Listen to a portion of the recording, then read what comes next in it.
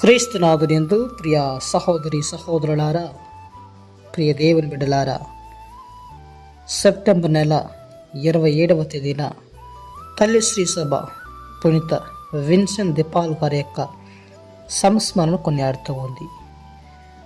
వీరి యొక్క పవిత్ర జీవితాన్ని మనం గమనించినట్లయితే వీరు ఫ్రాన్స్ దేశంలోని గస్కనీ ప్రాంతంలో జన్మించి ఉన్నారు. ఒక రైతు బిడ్డగా ఎన్నో సంవత్సరాలు జీవించి తన 19వ ఏట గురుపట్టాభిషేకం పొంది ఉన్నారు. 5 సంవత్సరముల తర్వాత టర్కీ దేశస్థులచే బంధింపబడి 2 సంవత్సరములు బానిసగా జీవించి ఉన్నారు. అదే సమయంలో అక్కడ మరో బానిసగా ఉన్నటువంటి ఒక ఉపాధ్యాయుని మతంలోకి తీసుకొని వచ్చి ఉన్నారు.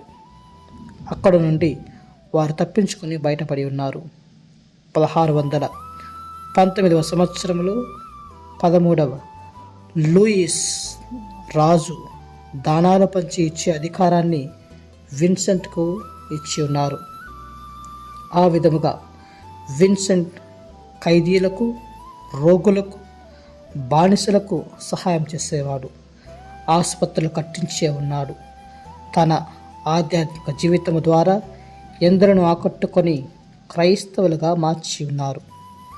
1626వ సంవత్సరంలో వేద ప్రచార గురువుల సభను ప్రారంభించి వారిలో ఎంతగానో దైవ బీజాన్ని, వాక్కు అనే విత్తనాన్ని వారి జీవితంలో నాటి వారు పేద దేశాల్లో ఉన్న ప్రజలకు సేవ చేసి వారిని రక్షించే విధముగా నిర్ణయించుకుని ఉన్నారు.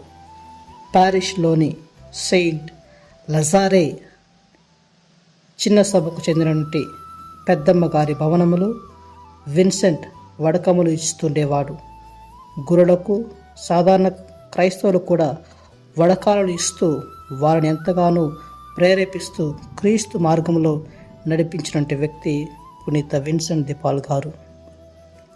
వీరు ప్యారిస్ నగరమందు పేదవారికి కూడా దానధర్మాలు చేయడం ప్రారంభించాడు.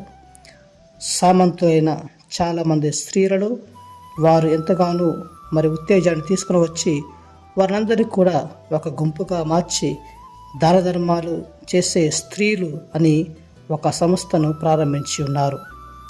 ఇంతగా వీరు పేదల పట్ల, అవసరం నుండి రైతులకు విత్తనాలు, డబ్బు ఇచ్చేవాడు. పేదవాళ్ళను ప్రేమించేవాడు.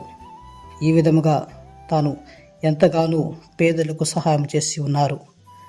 ట్యూనిస్లో నుండి 30,000 మంది బానిసల పట్ల శ్రద్ధ వహించమని విన్సెంట్ కొంతమంది గురువులను, బ్రదర్లను పంపించి ఉన్నారు. అక్కడ వారి ఆధ్యాత్మిక అవసరములు తీర్చడమే కాక వారికి, వారి కుటుంబీకులకు మధ్యవర్తులుగా వ్యవహరించేవారు. విన్సెంట్ జీవన కాలంలో 1,200 మంది బానిసలను, 6 మిలియన్ల డాక్టర్లకు పైగా వేతనం చెల్లించి వారిని విడిపించి ఉన్నారు. ఆ డబ్బంతా తాను అందరినీ అడిగి కూడబెట్టినది. ఈ విధముగా పునీత విన్సెంట్ డి పాల్ గారు ఎన్నో ఆధ్యాత్మిక కార్యక్రమాలు చేస్తూ పేదల పట్ల, అణగారిపోతున్న అభాగ్యుల పట్ల తన యొక్క బాధ్యత నిర్వహించి తన యొక్క తుది శ్వాసను విడడం జరిగింది.